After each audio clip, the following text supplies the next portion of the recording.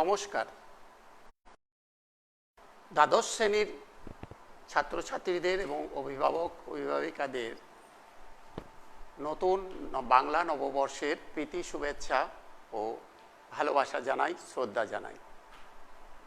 আজকের প্রাকৃতিক দুর্যোগের কারণে বিশ্ব বাংলা সংবাদ আয়োজিত অনলাইন ক্লাসরুমের যে ক্লাসটা নেওয়ার কথা ছিল সেটা অনিবার্য কারণবশত একটু পিছিয়ে গেছে আমাদের। এখন আমাদের সেই ক্লাসটা শুরু হচ্ছে। তোমাদের সকলকে বলবো তোমরা অত্যন্ত মনোযোগ সহকারে দ্বাদশ শ্রেণীর শিক্ষাবিজ্ঞানের যে ক্লাসটা আছে অনলাইন ক্লাস, এটা তোমরা শুনবে এবং এখান থেকে তোমরা অনেক। তাহলে আমরা আজকে চলে যাব সরাসরি দ্বাদশ শ্রেণীর শিক্ষাবিজ্ঞানের যে আমাদের বিষয়বস্তু আছে সেখানে চলে যাব। আজকের আমাদের বিষয়বস্তু যেটা সাবটপিক হবে সেটা হচ্ছে শিক্ষা মনোবিজ্ঞানের একটা অংশ, শিখন।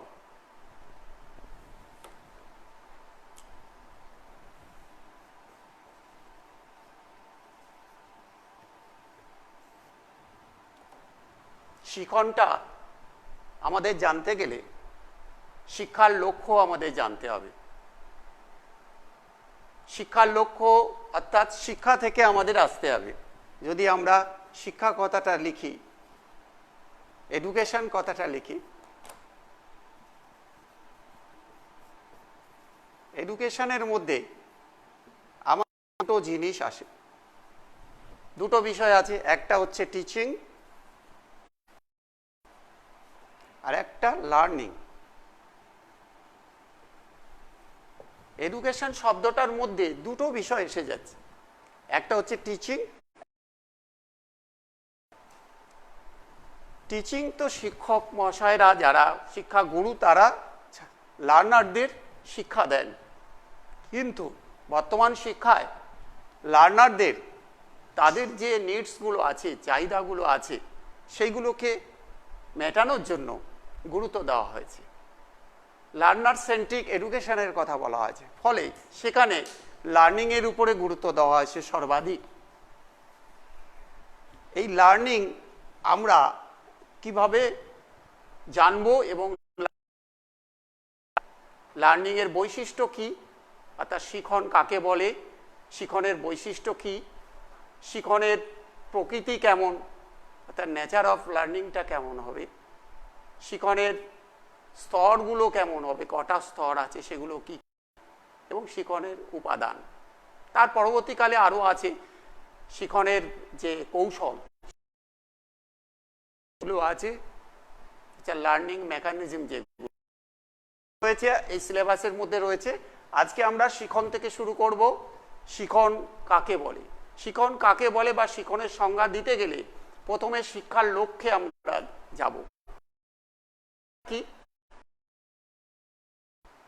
শিক্ষার লক্ষ্য হলো শিখন প্রক্রিয়ার সাহায্যে আচরণের পরিবর্তন ঘটানো, অর্থাৎ শিশুর আচরণের পরিবর্তন ঘটাতে হবে শিখন প্রক্রিয়ার সাহায্যে। শিখন প্রক্রিয়ার সাহায্যে শিশুর আচরণের পরিবর্তন ঘটাতে হবে, যাতে করে পরিবর্তনশীল পরিবেশের সঙ্গে শিশু খাপ খাইয়ে চলতে পারে, অর্থাৎ অভিযোজন করে চলতে পারে। অভিযোজন করা বলতে আমাদের সমাজে বা পরিবেশের সাথে অভিযোজন করতে চলবে, অর্থাৎ অ্যাডজাস্টমেন্ট যেটাকে বলি, অভিযোজন মেনে চলবে, পরিবেশের সাথে মানিয়ে চলতে। তাহলে শিক্ষার মূল লক্ষ্যটা আমরা দেখতে পাচ্ছি কি, শিক্ষার মূল লক্ষ্য হচ্ছে শিখন প্রক্রিয়ার সাহায্যে শিশুর আচরণ ঘটানো, যাতে পরিবর্তনশীল পরিবেশের সঙ্গে ওই শিশু মানিয়ে চলতে পারে, অর্থাৎ অভিযোজন করতে পারে, এই বিষয়টা। তাহলে এখান থেকে আমরা কতগুলো কথা বলতে পাচ্ছি। আমরা একটা পাচ্ছি কি, শিখন প্রক্রিয়ার সম্পর্কে একটা জিনিস পাচ্ছি যে আচরণের পরিবর্তন, আচরণের পরিবর্তন ঘটবে। শিখন প্রক্রিয়ার সাহায্যে কি ঘটবে, আচরণের পরিবর্তন ঘটবে।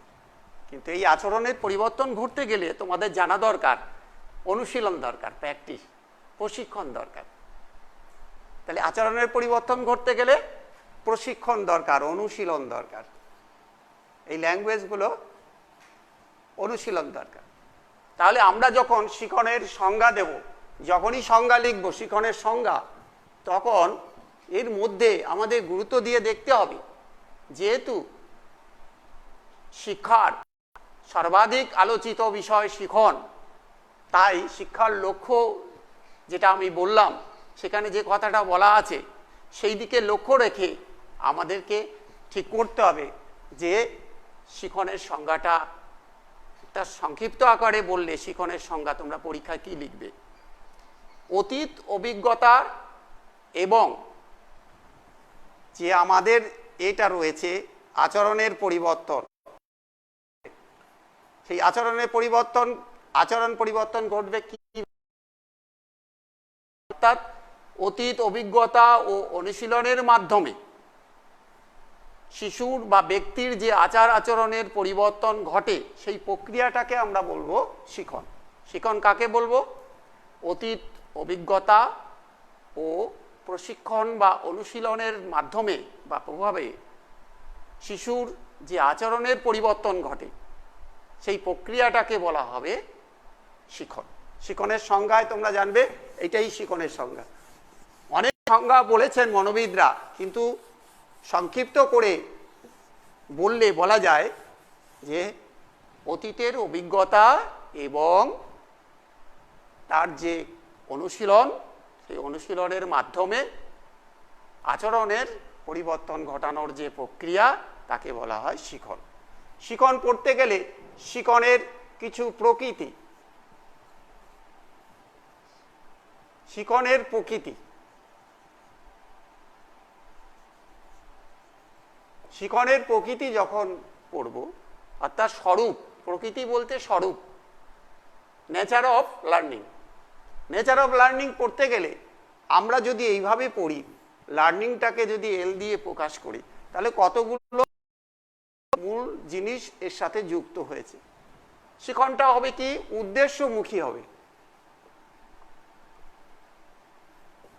শিখন উদ্দেশ্যমুখী হতে হবে, অর্থাৎ শিখনের মধ্যে একাধিক উদ্দেশ্য আছে, এক বা একাধিক উদ্দেশ্য রয়েছে।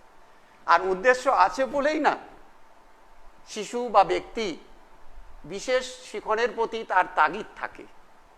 উদ্দেশ্য যদি না থাকতো তাহলে তাগিদ থাকতো না, শেখার আগ্রহ থাকতো না, সে অতটা প্রচেষ্টা করতো না। তাহলে দেখা যাচ্ছে শিখন এক বা একাধিক উদ্দেশ্য আছে। 2 নম্বরে শিখনের মধ্যে আমরা দেখতে পাচ্ছি কি? মানসিক প্রস্তুতি। মানসিক প্রস্তুতি দরকার শিখনের ক্ষেত্রে, মানসিক প্রস্তুতি দরকার। অর্থাৎ মানসিক প্রস্তুতি যদি থাকে তাহলে সে তৈরি হবে, শিখনের প্রতি আগ্রহী হবে এবং সে শিখতে পারবে। তাই মানসিক প্রস্তুতি শিখনের একটা ভীষণ প্রয়োজন, গুরুত্বপূর্ণ দিক। এরপরে আসছে কি? শিখনের ক্ষেত্রে আমরা দেখতে পাচ্ছি যে শিখনে যেটা খুব প্রয়োজন, ব্যাপ্তি। শিখনে দেখতে পাই ব্যাপ্তি, দেখতে পাই। ব্যাপ্তিটা কি? শিখন চলতে থাকে, শিখন একটা প্রক্রিয়া, যেটা মানসিক প্রক্রিয়া, সেটা চলতে থাকে। এবং এই শিখন প্রক্রিয়া যখন চলমান থাকে, সেটা সারা জীবন ধরে শিখন করা যায়। অর্থাৎ এর কাছে কোনো বয়স নেই, লিঙ্গভেদে, জাতিভেদে, বলো কোনো জাত, বয়স বলো বা ছেলে মেয়ে বা ছাত্রছাত্রী যাই বলো না কেন, এর কোনো শেখার ক্ষেত্রে কোনো বাধ্যবাধকতা, মানে এমনি যেটা হচ্ছে লিঙ্গভেদে এর কোনো পার্থক্য নেই। শিখন সারা জীবন ধরে ঘটে, শেষ বয়স পর্যন্ত করে। কেউ যদি মনে হয় 20 বছর বয়সে পড়াশোনা করবে, সে শিখতে পারে, শিখতেই পারে, তার জন্য কোনো নেই যে বাধা নেই। তাহলে শিখন হচ্ছে কি? সারা জীবন ব্যাপী ঘটে, খেয়াল করে রাখতে হবে। এরপরে কি আসছে? এরপরে আমরা দেখতে পাচ্ছি সক্রিয়তা। সক্রিয়তা শিখনে একটা ব্যক্তির বা শিশুর একটা সক্রিয়তা কাজ করে। সে যদি সক্রিয় হয় তবে সে সহজে শিখতে পারবে, নিষ্ক্রিয় হলে হবে না, তার মধ্যে একটা সক্রিয়তা কাজ করে।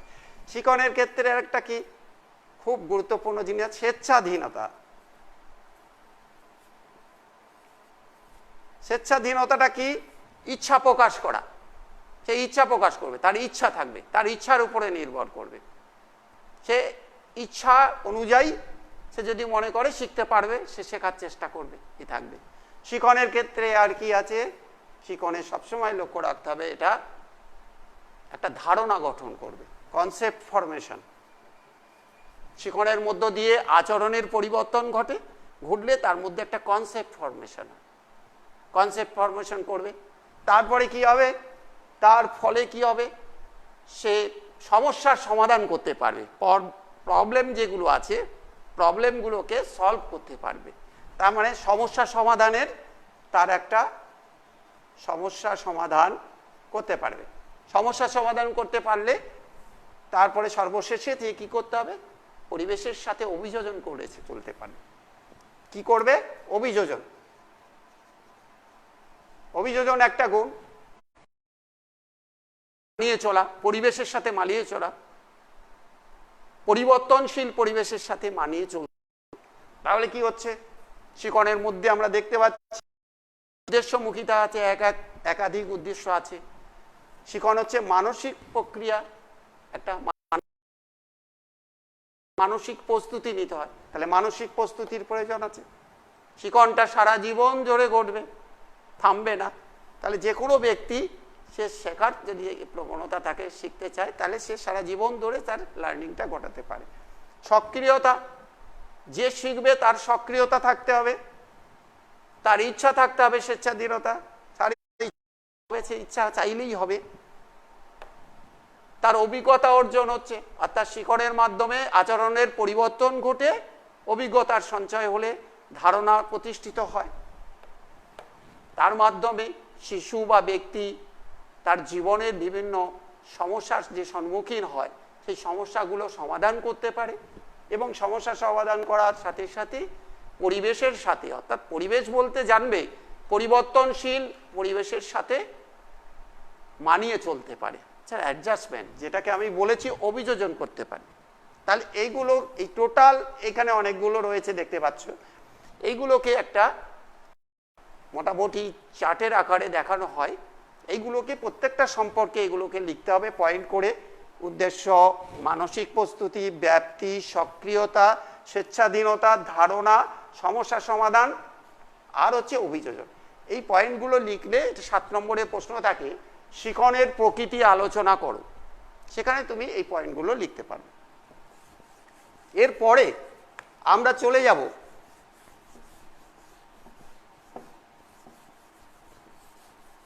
শিখনের বৈশিষ্ট্য। বৈশিষ্ট্য যখন যাব, শিখনের বৈশিষ্ট্য যখন বলবে, শিখনের বৈশিষ্ট্য আমরা যখন যাব, 1 নম্বর বৈশিষ্ট্য কি? এটা একটা মানসিক প্রক্রিয়া। শিখন একটা মানসিক প্রক্রিয়া। খেয়াল রাখতে, শিখন একটি মানসিক প্রক্রিয়া।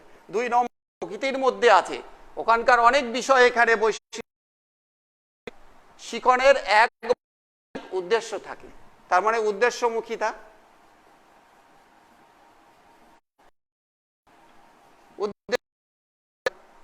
উদ্দেশ্য আছে বলেই কিন্তু শিশু শিখতে চায়, তার শেখার তাগিদ রয়েছে। 3 নম্বরে আসবে থাকে। নম্বরের মধ্যে শিখন হচ্ছে কি? সারা জীবন ধরে ঘটে, যেটা বলেছে ব্যাপ্তি, যেটা বলে এখান থেকে তুলে নিতে হবে, ব্যাপ্তি রয়েছে। তারপরে শিখনের ব্যাপ্তি থাকবে। শিখন কি করছে? শিখনের মধ্যে যে সক্রিয়তা থাকে, তারপরে সক্রিয়তা, শিখন হচ্ছে ব্যক্তিকে সক্রিয় করে তোলে শিখন। তারপরে এমনি 5-6 করে বইতে দেখবে অভিজ্ঞতা অর্জনের সাহায্য করে, আচরণের পরিবর্তন করে, সমস্যার সমাধানে সাহায্য করে এবং পরিবেশের সাথে মানিয়ে চলতে শেখায়। এরকম করে পয়েন্টগুলো পরপর আমি আগেরটাই বলেছি, সেখান থেকে বুদ্ধি করে সেই পয়েন্টগুলো বৈশিষ্ট্য আকারে লিখতে হবে। শিখনের ক্ষেত্রে আমরা একটু যদি বিস্তারিত যাই, তাহলে দেখতে পাই শিখনের পরিপ্রেক্ষিতে কিন্তু শিক্ষার উদ্দেশ্য, যেটা শিক্ষার উদ্দেশ্য কিন্তু অন্যরকম হয়ে যায়। এটা শিখনের উপর ভিত্তি করে, শিখনের পরিপ্রেক্ষিতে, পরিপ্রেক্ষিতে যদি বলি, শিক্ষার উদ্দেশ্য, চারটে উদ্দেশ্য রয়েছে।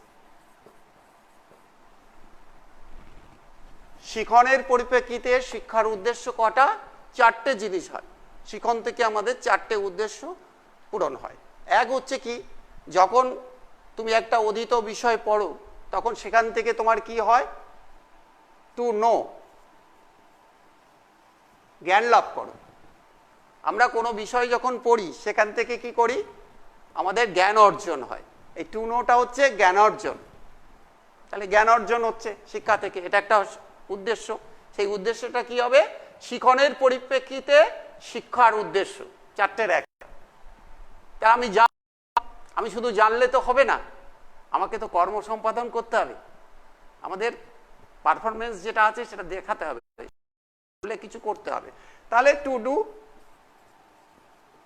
ডুটা কি? কর্ম সম্পাদন। জানবে তোমরা, টু ডু হচ্ছে কর্ম সম্পাদন। তাহলে কর্ম সম্পাদনের জন্য শিক্ষা এটা। তাহলে প্রথমটা কি হলো? জ্ঞান অর্জনের জন্য শিক্ষা। দ্বিতীয়টা হলো কর্ম সম্পাদনের জন্য শিক্ষা। 3 নম্বর হচ্ছে একত্রে বসবাস করার জন্য, একত্রে বসবাস। এটা টু লিভ টুগেদার উইথ, অর্থাৎ সমাজের মানুষজন পাড়া আকারে থাকি, আমরা বসতি স্থাপন করি, সমাজের একসাথে আমরা বসবাস করি, সেই জিনিসটা এখানে থাকতে হবে। অর্থাৎ মানুষ যেন যে শিক্ষা লাভ করবে সেখান থেকে যে শিক্ষাটা পাবে, তার শিখন হবে, সে যেন একত্রে বসবাস করার মতো যোগ্যতা অর্জন করে, মনোভাব অর্জন করে। তাহলে জানবে 1 নম্বরে, কেন অর্জন করবে, কর্ম সম্পাদন করবে, একত্রে সমাজে বসবাস করার মতো অবস্থায় পৌঁছবে। আর সর্বশেষে 4 নম্বর হচ্ছে তার চরিত্র গঠনের মাধ্যমে সে মানুষ হবে, প্রকৃত মানুষ হবে, অর্থাৎ সুনাগরিক হবে। এখানে টু বিটা কি? টু বি গুড সিটিজেন, একটা সুনাগরিক হবে। অর্থাৎ সুনাগরিক হতে গেলে আমাদের যারা শিক্ষার্থী তারা সুনাগরিক গড়ে উঠতে গেলে, আজকের যারা ছাত্রছাত্রী তারা আগামী দিনে যখন সুনাগরিক হতে গেলে তার ক্যারেক্টার ফরমেশনের কথা বলা হয়েছে, চরিত্র গঠন হবে। সমাচার চরিত্র গঠন হলে তার মধ্যে কতগুলো ব্যক্তিগত গুণাবলী বিকশিত হবে, পরিবেশের কিছু গুণাবলী বিকশিত হবে, সমাজে সে একত্রে মানুষের সাথে মিশতে পারবে, একত্রে বসবাসের জন্য তার একটা, তার সাথে সাথে সে কর্ম সম্পাদন করবে। এবং এইভাবেই শিখনের পরিপ্রেক্ষিতে শিক্ষার উদ্দেশ্যগুলো তাদের নলেজে। শিখনের পরিপ্রেক্ষিতে শিক্ষার উদ্দেশ্য কটা? 4টে। পরীক্ষায় পড়ে শিখনের পরিপ্রেক্ষিতে শিক্ষার উদ্দেশ্যগুলি কি কি, তখন তোমাকে লিখতে হবে জ্ঞান অর্জন, কর্ম সম্পাদন করা, একত্রে সমাজে বসবাস করা, আর একজন ভালো নাগরিক মানুষ হওয়া, অর্থাৎ সুনাগরিক হওয়া। সুনাগরিক হতে গেলে তোমাকে তোমার চরিত্র সুগঠিত হতে হবে, তোমাকে একটা ভালো মানুষ হতে হবে। তাহলে এই 4টে হচ্ছে শিখনের পরিপ্রেক্ষিতে শিক্ষার উদ্দেশ্য। এরপরে আমরা চলে আসব শিক্ষার স্তর। শিখনের যেটা স্তর, শিক্ষাক্ষেত্রে শিখনের স্তর,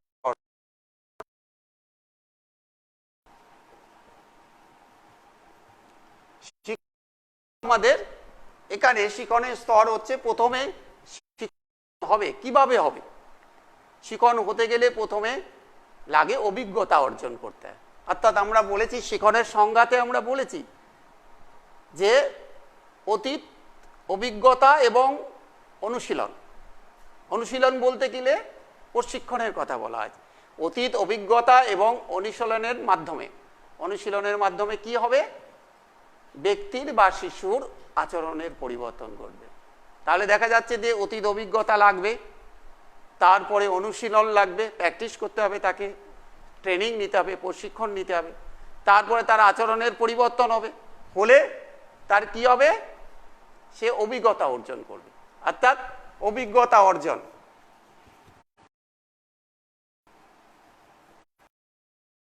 অভিজ্ঞতা অর্জন, শিখনের প্রথম স্তরটা হচ্ছে অভিজ্ঞতা অর্জন। অভিজ্ঞতা অর্জন করবে, কিভাবে অর্জন করবে, অতীত অভিজ্ঞতাটাকে তাকে কাজে লাগাতে হবে, তারপরে কি করতে হবে, তাকে প্রশিক্ষণ গ্রহণ করতে হবে, তারপরে তার আচরণের একটা পরিবর্তন ঘটবে। সেই আচরণের পরিবর্তন ঘটলে তারপরেই তার কি হচ্ছে, অভিজ্ঞতা অর্জন হচ্ছে, অর্থাৎ কনসেপ্ট ফরমেশন হয়, ধারণা হচ্ছে, তখনই হয়ে যাচ্ছে কি লার্নিং বা শিখন হয়ে। অভিজ্ঞতা অর্জন প্রথম স্তর হলো শিখনের প্রথম স্তর। তারপরে কি হবে, সংরক্ষণ। অভিজ্ঞতা তো অর্জন হলো, অর্থাৎ আমার জ্ঞান অর্জন হয়েছে, আমি সেটা জেনেছি, শিখন আমার ঘটেছে, তাকে কি করতে হবে, অর্থাৎ আমাদের মস্তিষ্কের যে মেমোরি সিস্টেম সেখানে গিয়ে তাকে সংরক্ষিত করে রাখতে হবে। সংরক্ষণকে বলে আমাদের এডুকেশনের ভাষায় ধারণ বলে, সংরক্ষণকে আমরা শিক্ষা বিজ্ঞানে ধারণ বলি। তাহলে সংরক্ষণ হচ্ছে রিটেনশন ইংরেজিতে। উচ্চ মাধ্যমিকের পর কলেজে যখন পড়বে তখন ইংরেজিতে এইটাকে লার্নিং, অভিজ্ঞতা অর্জন করলে তার লার্নিং হয়ে যাচ্ছে, অর্থাৎ এক্সপেরিয়েন্সটা, অ্যাকুইজিশন অফ এক্সপেরিয়েন্স হচ্ছে। তারপরে তার কি হচ্ছে, রিটেনশন হচ্ছে, সংরক্ষণ হচ্ছে। রিটেনশন সে সংগ্রহ করে, রিটেনশন করতে গেলে তার কি হয়, বারবার সেটাকে কি করে, সেটাকে মাঝে মাঝে সেটাকে অভ্যাস করতে হয়, প্র্যাকটিস করতে হয়। আমার একটা বিষয়, অধীত বিষয় আমি সংরক্ষণ করে রেখেছি আমার মেমোরি সিস্টেমে, মাঝে মাঝে সেটাকে আমাকে আলোচনা করতে হয়, সেটাকে নিয়ে এসে সেটা সম্পর্কে মনে আছে কিনা সেটাকে পর্যালোচনা করতে হয়। পুনরুত্থাপন বলে থাকে। এই থার্ড স্টেজটা হচ্ছে পুনরুত্থাপন। এই আমাকে আনতে হয়, সেটা মনের মধ্যে নিতে। এর মধ্যে দুটো হচ্ছে রিকলিং, কগনিশন করে। পুনরুত্থাপনের মধ্যে একটা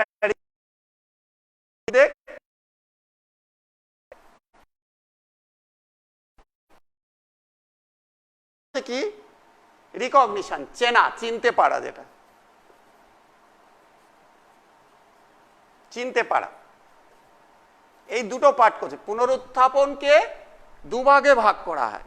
একটা হচ্ছে আমাদের পুনরুদ্রেক, যেটাকে রিকল করি, আর রিকগনিশনটাকে বলা হয় চিনতে পারা। অর্থাৎ আমরা যখন কোনো বিষয় শিখি, অভিজ্ঞতা অর্জন করি, সেটাকে আমাদের ব্রেনে সংরক্ষণ করি।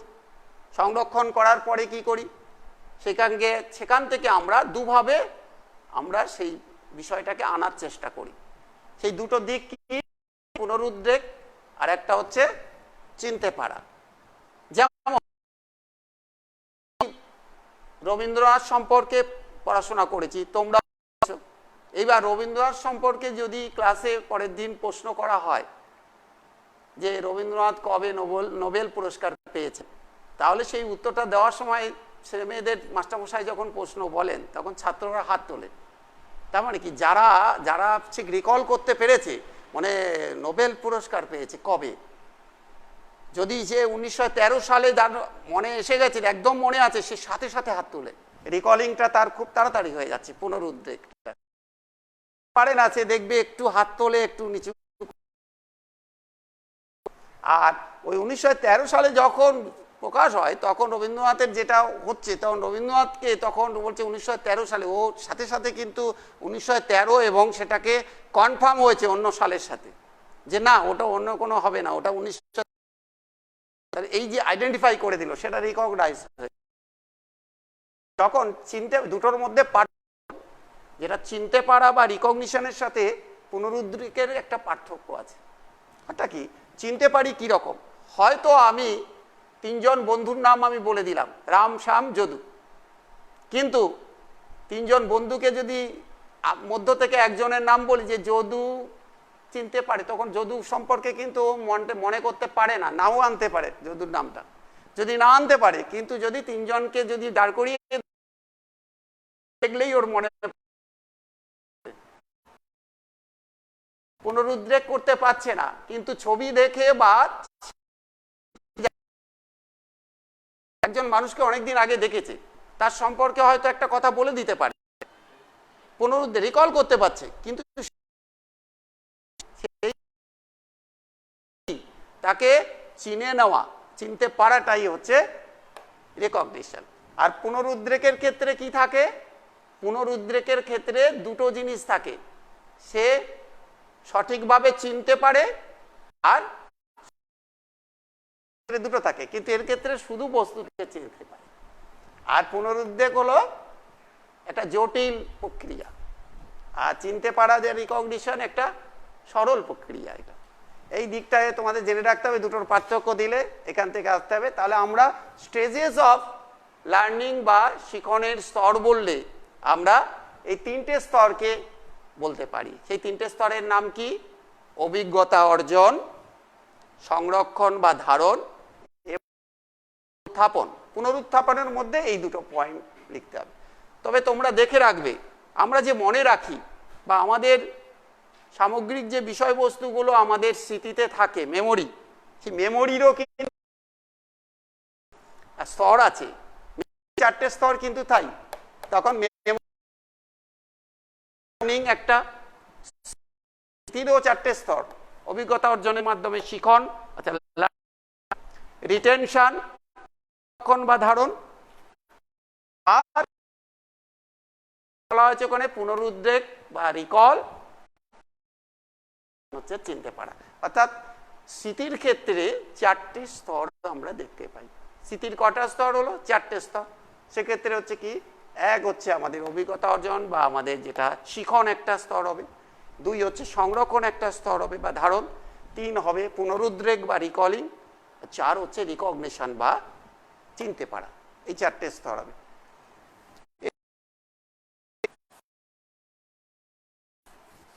শিখনের বিভিন্ন প্রকারভেদ সম্বন্ধে যাব। কত প্রকারের শিখন হয়? সিলেবাসের মধ্যে আছে শিখনের প্রকারভেদ। গ্যাগনি, মনোবিদ গ্যাগনির একটা মত, মনোবিদ গ্যাগনি শিখন সম্পর্কে একটা বলেছে।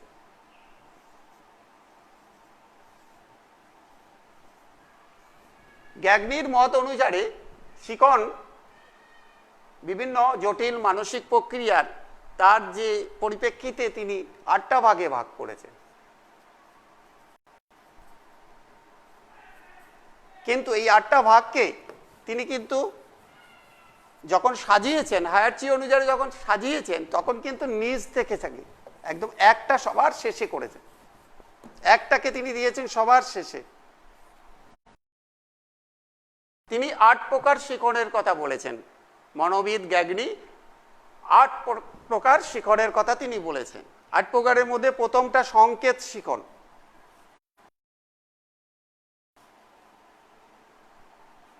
সংকেত শিখনটা কি?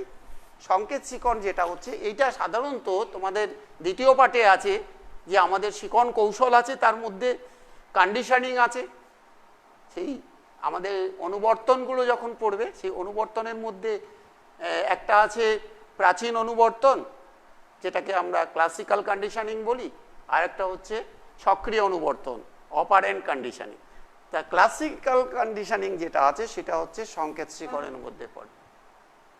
এই যে নামতা পড়ি, ছেলেমেয়েরা যে ছোটবেলায় নামতা শিখতো না, স্যার বলে দিত, ওরা শুনে শুনে বলতো নামতা, বর্ণ শব্দ, এগুলো কিন্তু নামতা পড়া, 1 একে 1, 2 দুগুণে 4, এইগুলো শিখনে, এগুলো কিন্তু ওই প্রাচীন অনুবর্তনের যে পদ্ধতি মেনেই করা হয়। তাহলে সংকেত শিখন হচ্ছে অতি সহজ একটা, সরল একটা শিখন পদ্ধতি। এগুলো বিস্তারিত তোমরা পরবর্তী অধ্যায়ে আছে, সেটা আলাদা করে একটা আছে, এই যেটা আমাদের ক্লাসিক্যাল কন্ডিশনিং এবং সক্রিয় যেটা অপারেন্ট কন্ডিশনিং এর একটা চ্যাপ্টার আছে, সেখানে বলা হয় যে মেকানিজম অফ লার্নিং, শিখন কৌশল সম্পর্কে, সেখানে বিস্তারিত সেটা নিয়ে পড়াশোনা হবে। এক্ষেত্রে সংকেত শিখনের কথা বলেছিলেন গ্যাগনি, তিনি সেটা সংকেত শিখন।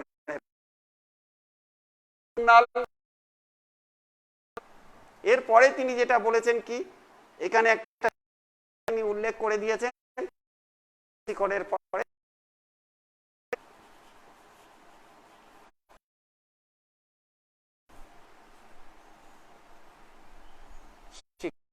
উদ্দীপক প্রতিক্রিয়া শিখন। উদ্দীপক হচ্ছে স্টিমুলাস আর প্রতিক্রিয়া হচ্ছে রেসপন্স শিখন। তাহলে উদ্দীপক প্রতিক্রিয়া শিখনটা এটা একটু জটিল, আধুনিক শিখন পদ্ধতি একটা। এইটা অনেক উন্নত,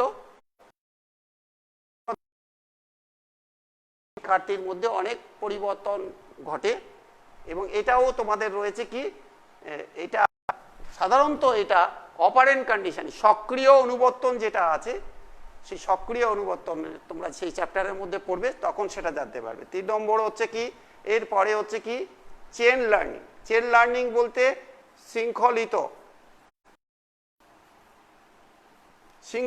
শিখন। শিখন মানে পূর্ব অভিজ্ঞতা থেকে অর্জিত, যে তার সাথে সাথে একটা লিঙ্ক থাকে, লিঙ্ক থেকে বিভিন্ন তার যে সাইকোমোটর ডেভেলপমেন্ট, তার পারফরমেন্স, তার কর্মদক্ষতা, প্রত্যেকটা তাদের সাথে একটা চেইনিং গঠন করে যে শিখনটা হয়। 4 নম্বরে আসবো এরপরে ভার্বাল অ্যাসোসিয়েশন। ভার্বাল অ্যাসোসিয়েশন এখানে ভাষাগত, এখানে বাচনিক, ভাষাগত বলা হয়, বাচনিক বলা হয়, বাচনিক সংযোগের শিখন এটা। এই বাচনিক সংযোগের শিখন, এখানে ওয়ার্ডিংগুলো আছে, বিভিন্ন বিষয়গুলো আছে যেগুলো লক্ষ্য করে শিশু শিখতে পারে, ভাষাগুলো মনোবিজ্ঞান সম্মত পদ্ধতির মাধ্যমে শিখতে পারে। এরপরে 5 নম্বরে আসবে বিনিশ্চয় শিখন। বিনিশ্চয় শিখনটাকে বলা হয় ডিসক্রিমিনেশন লার্নিং। ডিসক্রিমিনেশন অনেক সময় অনেক বিষয়গুলোর মধ্যে পার্থক্য অনুধাবন করতে হয়ে তার যে ধারণা, কনসেপ্টটা আরো বেশি গঠন হয় এবং অবজারভেশনের মাধ্যমে। পরে 6 নম্বর হচ্ছে ধারণা শিখন। ধারণা শিখনটা কি, কনসেপ্ট লার্নিং। অভিজ্ঞতাগুলো যত সঞ্চিত হচ্ছে আচরণের পরিবর্তনের মাধ্যমে, অনুশীলনের মাধ্যমে শিশুর মধ্যে অভিজ্ঞতা সঞ্চয় হয়, আর অভিজ্ঞতা যত সঞ্চিত হবে ততই ধারণা গঠন হচ্ছে। তাহলে ভিত্তি গঠন হওয়া মানে কোনো বিষয়ের প্রতি একটা ভিত গঠন হওয়া, সেই ভিতটা হলে তার ফাউন্ডেশন যদি তৈরি হয়ে যায়, সেখান থেকে সে অনেক কিছু বিষয় জানে। এইখানটায় দেখা যাচ্ছে যে তার আরো মজবুত, এখান থেকে আরো উন্নত হতে পারে। আর এরপরে হচ্ছে আমাদের, আমি একটু মুছে দিলাম, 7 নম্বর, যেটা 7 নম্বরে রয়েছে, সে কি করতে পারবে, রুল, নিয়ম শিখন। নিয়ম শিখনটা কি, শিখনটা একটা নির্দিষ্ট পদ্ধতি, একটা রুল মেনে শিখনটা হবে, একটা নির্দিষ্ট পন্থা, একটা নির্দিষ্ট কৌশলের মধ্য দিয়ে, কর্মপন্থার মধ্যে দিয়ে শিখনটা হবে, যার জন্য তার শিখনের বেস, ভিত্তি এবং তার যে অভিজ্ঞতা হবে, লার্নিং এক্সপিরিয়েন্স যেটা হবে, সেটা অনেকটা মজবুত হবে। এবং সবশেষে হচ্ছে 8 নম্বর, সমস্যা সমাধান। সমস্যা সমাধানের শিখন, যেটা তার আচরণের পরিবর্তন হলো, আচরণের পরিবর্তন হতে গেলে অনুশীলন প্রয়োজন, তার ধারণা অর্থাৎ অভিজ্ঞতা সঞ্চয় হলো, অভিজ্ঞতা সঞ্চয়ের পরে সে চললো, প্রত্যেকটার উপরে বেস করে চলার পরে তার অনেক কিছু পরিবর্তন ঘটলো, জীবনে বিভিন্ন চেষ্টা করে, ভুল করে, করতে করতে করতে করতে তার জীবনের যে সমস্যাগুলো আছে, শিক্ষামূলক সমস্যা, সামাজিক সমস্যা আছে, সেই সমস্যাগুলো সমাধান করার চেষ্টা করে। তাহলে সমস্যা সমাধানমূলক সমস্যা, এই 8টি আমাদের শিখনের কথা গ্যাগনি বলেছেন, মনোবিদ গ্যাগনি এই 8 প্রকার শিখনের কথা বলেছেন। তোমাদের সিলেবাসে আছে, দেখবে গ্যাগনির মত অনুযায়ী শিখনের প্রকারভেদ, পরীক্ষায় পড়তে পারে। তা গ্যাগনির মত অনুযায়ী শিখনের প্রকারভেদ, 8 প্রকার শিখনের কথা বললাম। এক হচ্ছে সংকেত শিখন বা সিগন্যাল লার্নিং, উদ্দীপক প্রতিক্রিয়া শিখন বা স্টিমুলার রেসপন্স লার্নিং, শৃঙ্খলিত শিখন বা চেনিং লার্নিং, বাচনিক সংযোগ শিখন, ভার্বাল অ্যাসোসিয়েশন লার্নিং। এর পরেরটাই ছিল আমাদের, এর ঠিক পরেরটা আমাদের এসেছিল ডিসক্রিমিনেশন লার্নিং, অর্থাৎ সেটা ছিল পার্থক্যমূলক বিনিশ্চয় শিখন ছিল। তারপরে কনসেপ্ট লার্নিং ছিল 6 নম্বরে, ধারণা শিখন 7 নম্বরে, রুল লার্নিং নিয়ম শিখন, এবং 8 নম্বরে সমস্যা সমাধান লার্নিং অর্থাৎ প্রবলেম সলভিং লার্নিং। এই 8টা শিখন বলা হয়েছে। কিন্তু তোমাদের এটা তো গেল শিখনের গ্যাগনির মত অনুসারে। তোমাদের শিখনের আর একটা প্রকারভেদ আছে, যেটা আধুনিক শিখনের প্রকারভেদ। শিখনের আধুনিক ভাবধারা অনুযায়ী শিখনকে কয় ভাগে ভাগ করা যায়? আধুনিক যে শিখন পদ্ধতি সেখান অনুযায়ী শিখনকে আমরা সাধারণ যেটা, সেটাকে আমরা দুটো ভাগ করতে পারি। লার্নিংকে আমরা দুটো ভাগ করতে পারি। একটা হচ্ছে অ্যানিমাল লার্নিং। তাহলে অ্যানিমাল লার্নিং এর মধ্যে আমরা কি পাচ্ছি? বাংলায় এটাকে বলা হয় মনুষ্যতর প্রাণীর শিখন। সরাসরি তোমরা যাবে না, ছাত্রছাত্রীদের তোমাদের আধুনিক শিখনের ভাগটা লিখবে না পরীক্ষায়, তার আগে এই অর্থাৎ মানুষ বাদ দিয়ে নিম্ন শ্রেণীর যে প্রাণীগুলো শিখন আছে। দেখবে কুকুরকে কত প্রশিক্ষিত করা হয়, সার্কাসের হাতিকে, বাঘকে। সার্কাস দেখেছো তোমরা? সার্কাসে দেখেছো প্রাণীরা, পশুরা কত কিছু হয়। তাহলে সেগুলোকে তো আমরা বাদ দিতে পারি না, সেগুলো আমাদের জানা। তাহলে শিখন যখন ভাগ ধরো, প্রকারভেদ ধরো, তাহলে আমাদের কিন্তু লার্নিংকে দুটো ভাগে ভাগ করতে হবে। একটা অ্যানিমাল লার্নিং বা মনুষ্যতর প্রাণীর শিখন, অর্থাৎ মানুষ বাদ দিয়ে নিম্নতর যে প্রাণীগুলো রয়েছে তাদের একটা শিখন আছে।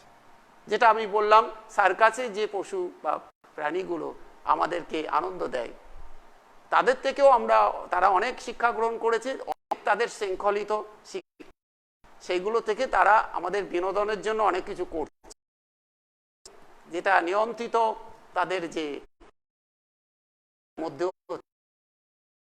তারা পরিচালনা করে, তারা নিয়ে আসে। এবং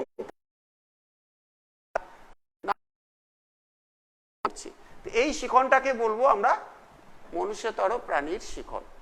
আরেকটা মানুষের শিখনটা কি? হিউম্যান লার্নিং ইংরেজিতে বলে, হিউম্যান লার্নিং। তাহলে এই লার্নিংটা আমরা আমাদের ক্ষেত্রে যখন পড়ি তখন আমরা এই মানুষের শিখনটা নিয়ে আমরা আলোচনা করি।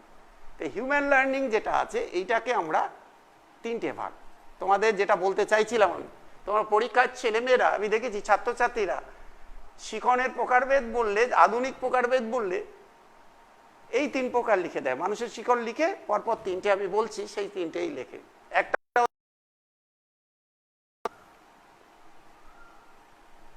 প্রজ্ঞামূলক শিখন, ইংরেজিতে বলা হয় কগনিটিভ লার্নিং, অর্থাৎ আমরা আচরণের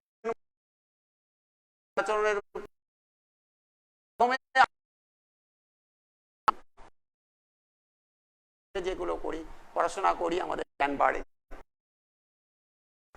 তারপরে এটা কি হচ্ছে? দক্ষতামূলক শিখন। দক্ষতামূলক শিখনটা স্কিল লার্নিং। প্রথমটা তো গেল কগনিটিভ লার্নিং, দ্বিতীয়টা স্কিল লার্নিং, আমাদের দক্ষতা বাড়ে, পারফরমেন্স যেগুলো করে, আমাদের কিছু অনুভূতিমূলক শিখন থাকে। কেউ যদি এরকম করে লিখে যায় প্রজ্ঞামূলক শিখন, দক্ষতামূলক অনুভূতি, এখানে কত নাম্বার দেওয়া যেতে পারে? 1.5 নম্বর। সেই জন্য খেয়াল রাখবে যে প্রথম থেকে লার্নিং বা শিখন যখন বলবে তখন মনুষ্যতর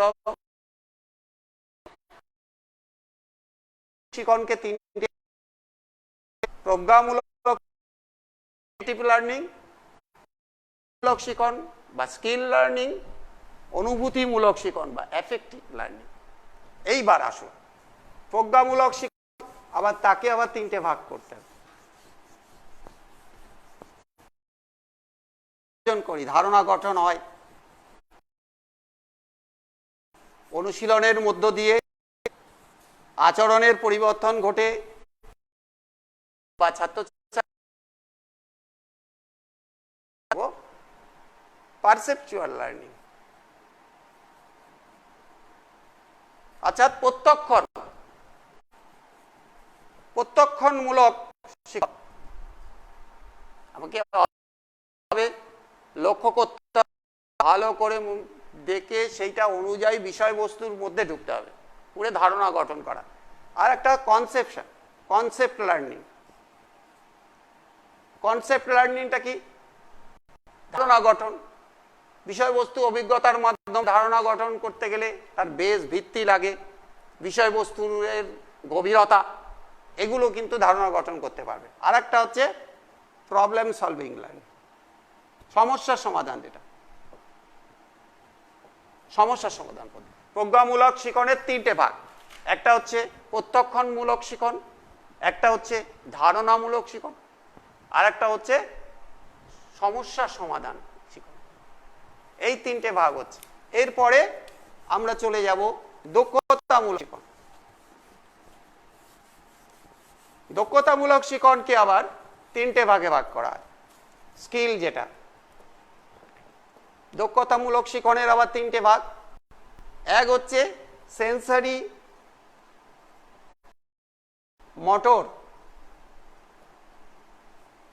মোটর লার্নিং। এটা আমরা যখন স্কিল কোনো কাজ করি, দক্ষতা আমাদের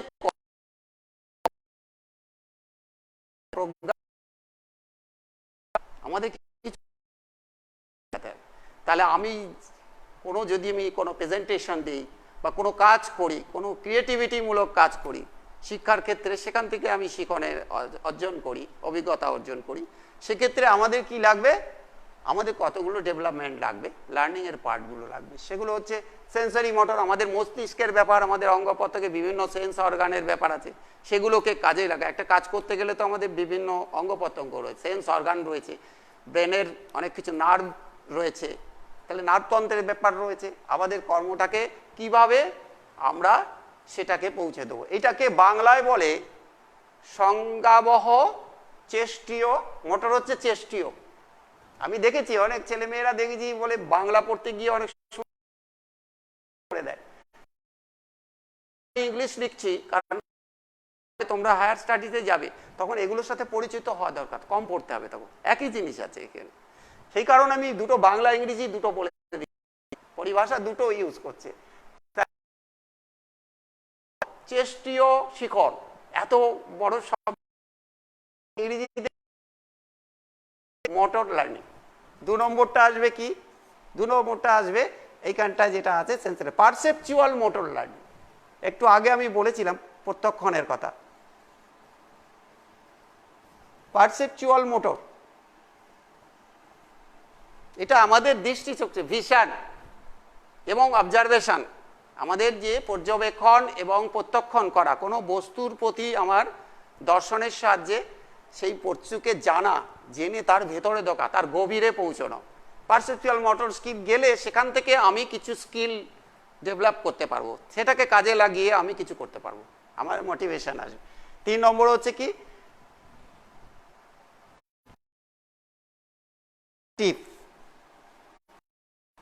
মোটর। কানেকটিভ মোটর কি হয়? কানেকটিভ দুটোকে যুক্ত করে দেয়। অনেক সময় আমাদের শরীরের অন্যান্য অঙ্গ প্রত্যঙ্গের সঙ্গে সেন্স অর্গানের যুক্ত করা হয়, চোখ কান এটা ওটাকে যুক্ত করে পারফরমেন্স, তার স্কিল ডেভেলপ করে যে শিখন হয়, সেটা হচ্ছে আমাদের বলা হয় সংযোগমূলক চেষ্টীয় শিখন। সংযোগমূলক মোটর হচ্ছে চেষ্টীয় শিখন, সেখানে একটা চলে দেয়। এই তিনটে হচ্ছে অনুভূতিমূলক শিখনের কটা ভাগ? 3টে ভাগ। এই অনুভূতি শিখনের 3টি ভাগ। অনুভূতিমূলক শিখন হচ্ছে অ্যাফেক্টিভ লার্নিং, অনুভূতি দেখো, আমাদের বিভিন্ন যে প্রক্ষোভগুলো আছে, যে প্রক্রিয়ার মাধ্যমে শিশু বা ব্যক্তি প্রক্ষোভকে নিয়ন্ত্রিত করে, প্রক্ষোভের সমন্বয় ঘটিয়ে সে একটা জায়গায় শিক্ষা লাভ করে, নিয়ন্ত্রিত শিক্ষা লাভ করে। প্রক্ষোভের নিয়ন্ত্রণের মাধ্যমে, সংযোজনের মাধ্যমে, সমন্বয়ের মাধ্যমে সে শিকনটাকে শেষ করে, শিকনটাকে পৌঁছয়, শিকনের স্তরে পৌঁছয়। তখন সেটা তার মধ্যে অনুভূতি আছে। অনুভূতিগুলো কি কি? এইগুলো প্রক্ষোভমূলক অনুভূতি আছে। প্রক্ষোভমূলক অনুভূতিগুলো এখানে কি আছে? তার মধ্যে সে কি করে, কিছু মানুষের প্রতি তার একটা কর্তব্য, সমাজের প্রতি তার একটা কর্তব্য সেখানে আছে। 1 নম্বরে আছে আদর্শের অনুভূতিমূলক, যে এটা আদর্শের শিখন। এখানে সামাজিক আদর্শ থাকতে পারে, সেই আদর্শের শিখন, আদর্শের জন্য কিছু আইডিয়াল জিনিসগুলোকে সে শিখতে চায়, সেগুলোকে দেখাতে চায়। 2 হচ্ছে মনোভাবের শিখন, অ্যাটিটিউড। তাহলে আদর্শের শিখন, মনোভাবের শিখন। আরেকটা হচ্ছে বর্তমানে খুব ভালো মূল্যবোধের শিখন।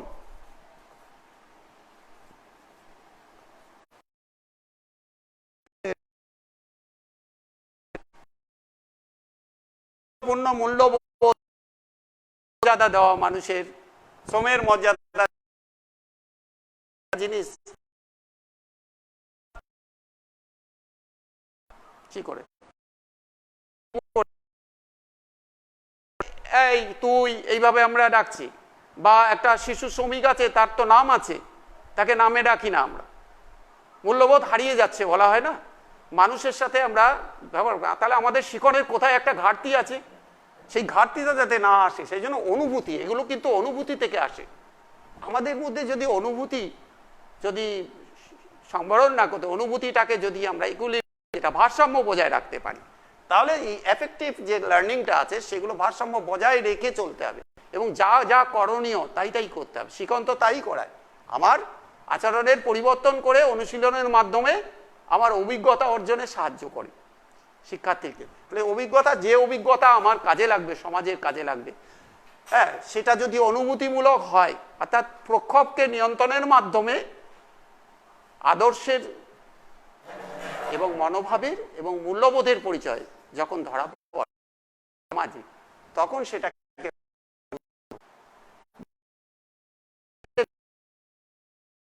মূলক, তারপরে চেষ্টীয়, প্রত্যক্ষমূলক চেষ্টীয় শিখন যেটা। আর 3টা বলেছি কি,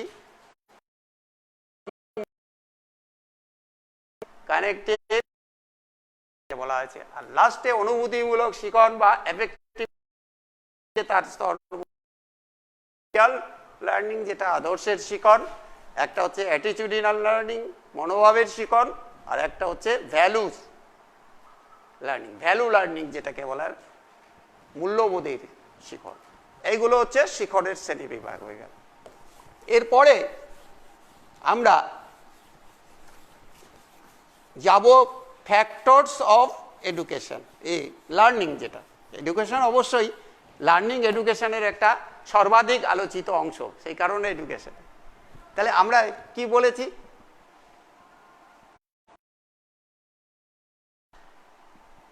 লার্নিংয়ে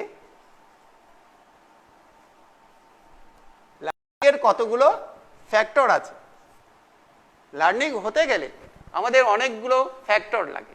প্রথম উপাদান,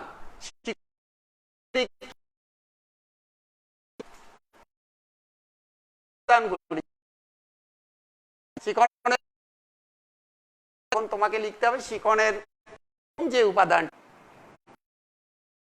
কিন্তু কি করা হয়, ইচ্ছাধীন নয়, ইচ্ছা মতো করা যায় না। এই সহজাত তো, জন্মাবার পরে একটা বাচ্চার ছেলে, বাচ্চা শিশু যখন জন্মায়, দেখবে সে আস্তে আস্তে একটা একটা স্তরের মধ্য দিয়ে এগিয়ে। সে যখন প্রথম জন্মায়, জন্মাবার পরে চোখ নাড়ে, হাত পা তারপরে নাড়ে দেখবে, তারপরে হাত পা একটু বেশি নাড়ে, তারপরে আস্তে আস্তে কিছুদিন বাদে সে বাঁ দিকে ঘোরার চেষ্টা করে, একটু বেশি নেয় টান, আবার ডান দিকে নেয়, এরকম করতে করতে একটা সময় গিয়ে সে উল্টে যায়। তারপরে সে আবার হামাগুড়ি হামাগুড়ির পরে আবার হামাতে ওঠার চেষ্টা করে, একসময় একটু বসে অ্যাঙ্গুলার বসে, তারপরে দৌড়োয়, তারপরে পরবর্তীকালে যা হয়। তো এইগুলো হচ্ছে কি তার স্টেজে তার পরিণমন ঘটছে। তাহলে পরিণমনে কি আসে আমাদের? পরিণমনের পরে আছে মোটিভেশন, এটা হচ্ছে প্রেরণা।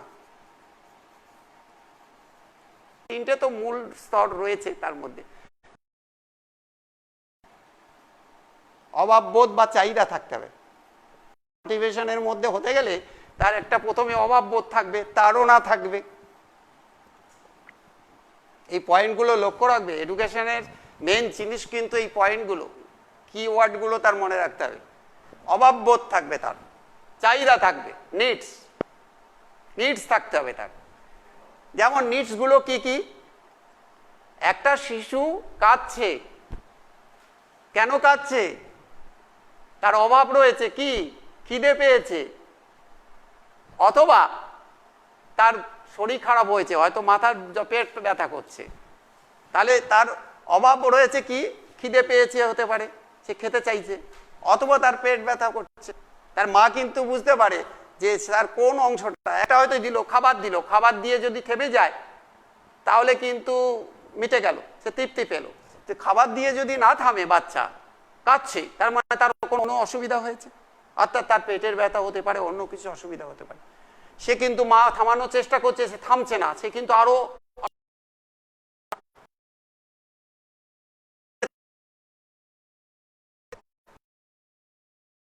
করে যায়, তাহলে তার তাড়না থাকছে না। কিন্তু তার মধ্যে দেখবে সে আরো অসুস্থ, আরো লাফাতে থাকে, আরো চিৎকার করতে থাকে, কাঁদতে থাকে।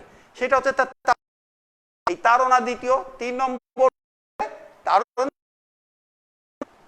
তাকে কি করায়, যে কি করে, ওই শিশুটা যদি তাড়না না পায় তাহলে কি করে, সে কিছু দেখাতে চায়, অর্থাৎ একটু খুঁজতে চাইছে কিছু দিকে, রান্নাঘরের দিকে বলতে, একটা খাবার রান্নাঘরের দিকে বলে খাবার চায়, কিংবা কিছু অন্য কিছু দেখতে চায়, মানে তার শরীর খারাপ করছে বোঝাতে চায়। সেটা হচ্ছে যান্ত্রিক সহায়ক উপকরণ। এই যান্ত্রিক কিছু ক্লু সে দিতে দেয়,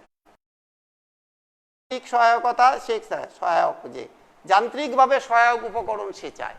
অর্থাৎ একটু বয়স বেশি হলে কি করে ছেলেরা, কি করে, খিদে পেয়েছে, মাকে বলছে আমার খুব খিদে পেয়েছে, মা বলছে দাঁড়া না খাবি, তখন কি করে, সে ইতস্তত করে, মানে অস্থির চিৎকার ইত্যাদি। এই যে চিৎকার করছে, অস্বস্তিকর পরিবেশ, সেটা তাড়না হলো। তাহলে অভাববোধ হলো তার খাবার। এবং তাড়না পরে কি হচ্ছে, সে কি করে, তার মা দিতে দেরি করছে, সে কি করে, রান্নাঘরে থাকে, যান্ত্রিক সহায়ক কিন্তু খাবার খোঁজ। আর লাস্টে কি হচ্ছে, যদি সে